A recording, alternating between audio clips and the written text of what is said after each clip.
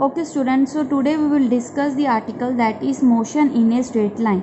So this can be understood by this title, motion in a straight line, that if any object moves in a straight path, that motion is known as motion in a straight line. So consider this is a person, that person is a person and moves on a straight path, then that motion is known as motion in a straight line. On that motion can be of three types: one dimension motion, two dimension motion and three dimension motion. One dimension, we will understand that if an object moves in only one axis, that either x axis, either y axis, either z axis, so this type of motion is known as one dimension. Basically one dimension is that motion in which particle moves only one direction, particle move only in one direction or one axis. So two dimension, in this particle moves in plane, either x or y axis. So if a particle moves in a plane, then that motion is known as two dimension motion.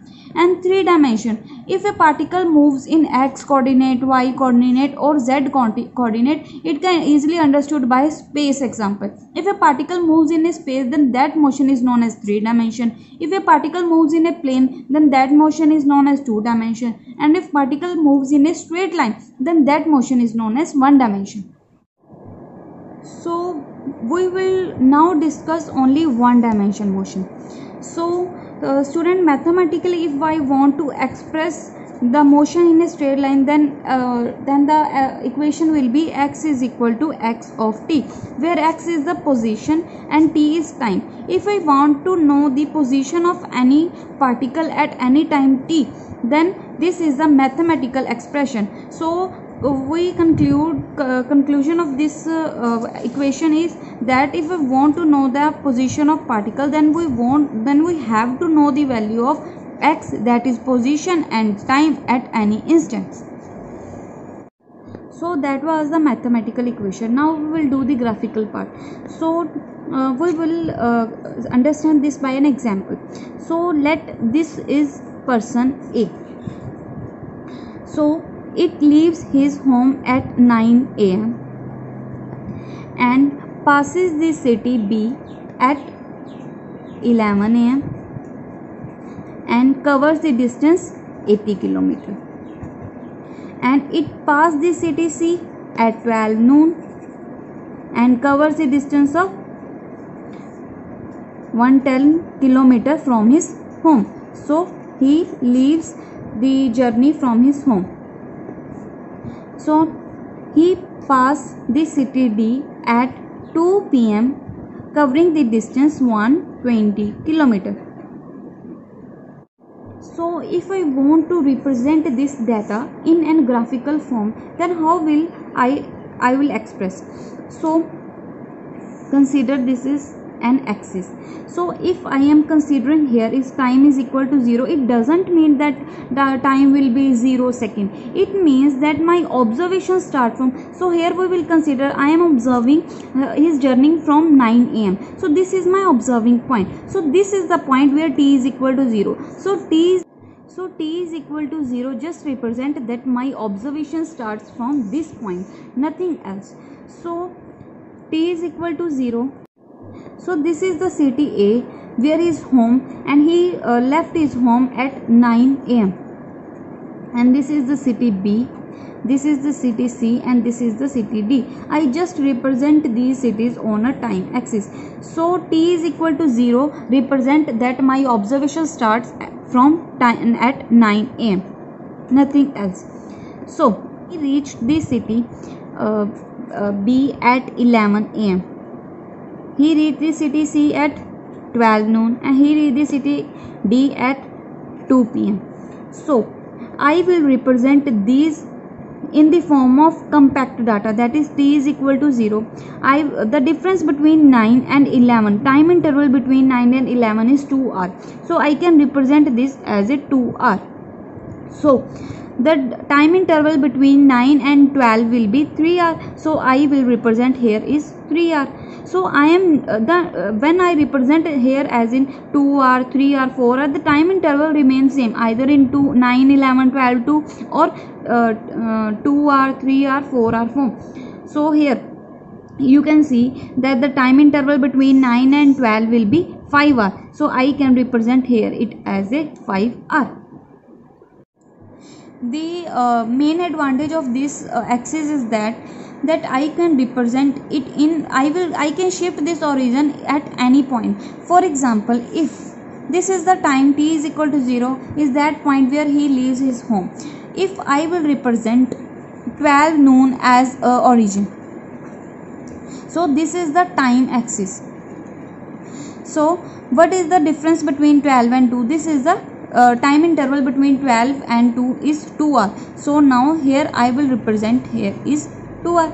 So what is the time interval between 11 and 2 is 1 hour. So I will here represent is minus 1 hour. So here negative sign doesn't mean that time will be negative. Negative sign here only means that it is before the origin, that it is left to the origin. So what is the time interval between 12 and 9? It will be 3 hour. So I can here represent it minus 3 hour. So again negative here sign only means that it is before or left to the origin. So this is the all about that if I want to express time or distance in the form of axis or graphical manner. So now we will discuss what is uniform motion in a straight line.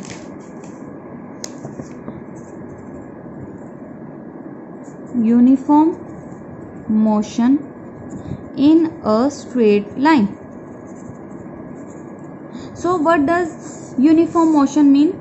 If an object cover equal distance in equal interval of time is known as uniform motion. Such that I would also say that if velocity is uniform. For example, if a person covers 2 kilometer distance in 2 hours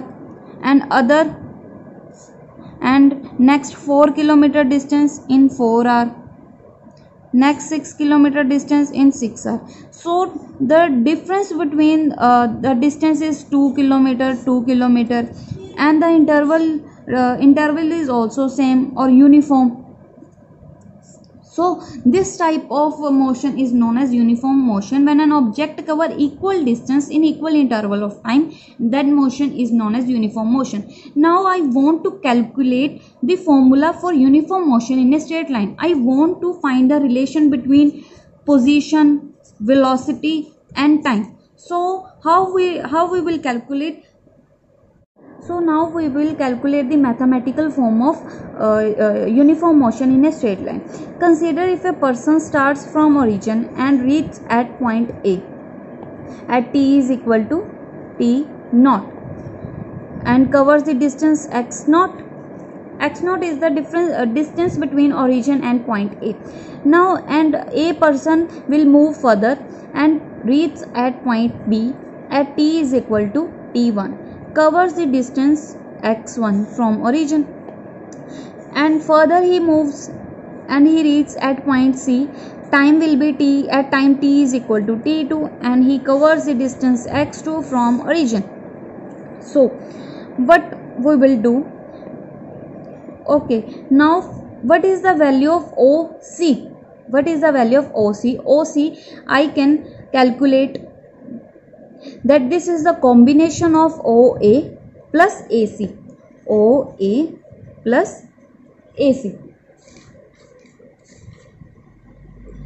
So here I can represent it in a vector form. So OC is equal to OA. What is OA here? X naught plus AC. So AC can be represented here as AC is any distance. So as we know, velocity is equal to distance upon time. So distance will be velocity into time. So AC will be velocity into time.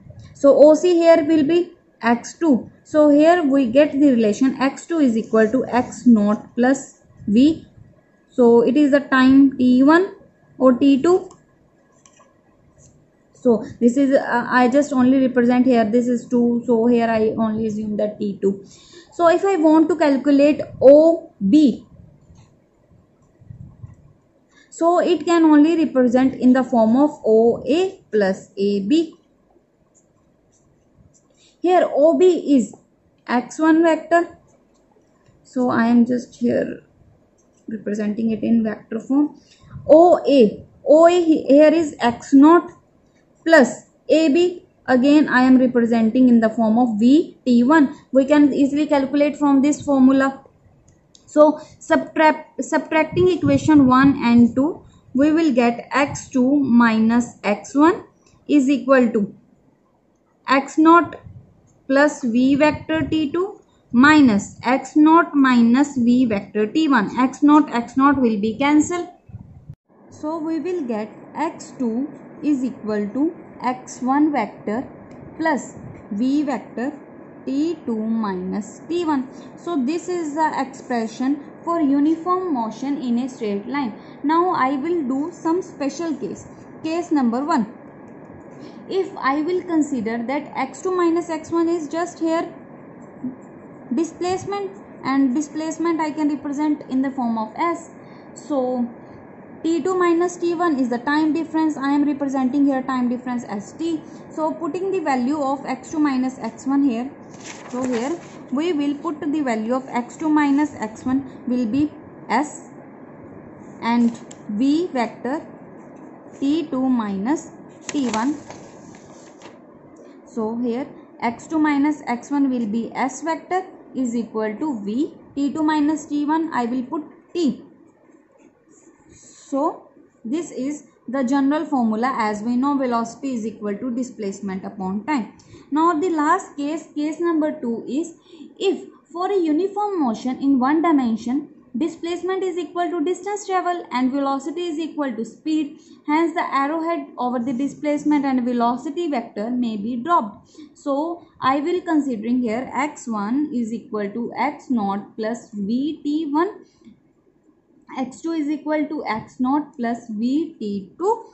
So I am only dropping the vector sign here. So x2 minus x1 is equal to vt2 minus t1. So this is the last case. I hope this concept is clear now.